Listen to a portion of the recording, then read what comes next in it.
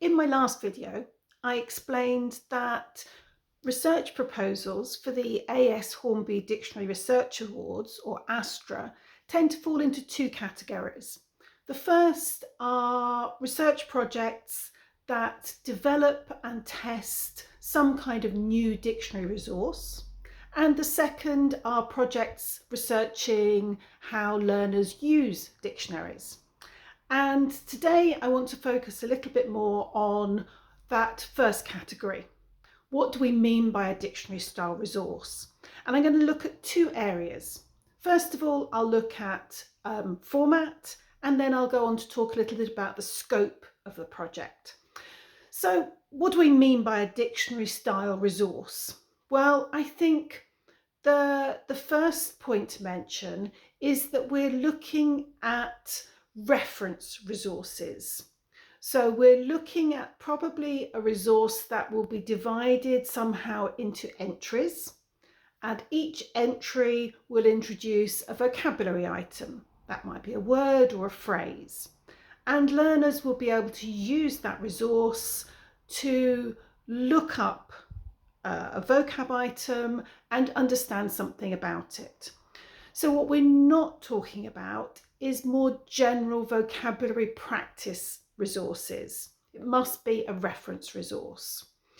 However, the format of that resource is completely open. It doesn't have to be a traditional style text dictionary.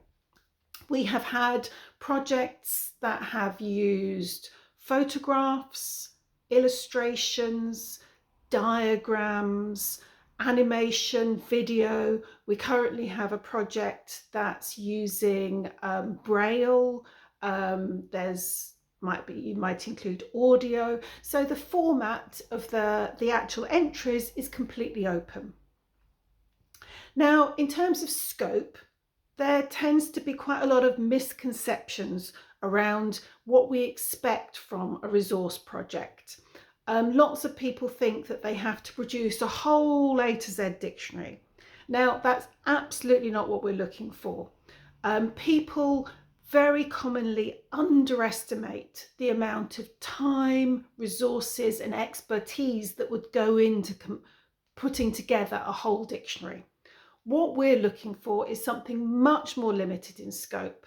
We're looking for a sample number of entries that will be wide enough to properly test the design and format of the resource, probably looking at different types of words and how they work within that format, but it will still be limited. Now, you might conceive that as a sample, that is, if you like, a proof of concept of a potential larger project later. Or it might be a resource that is in itself limited. For example, a glossary that's to go along with a particular course or a module of a course.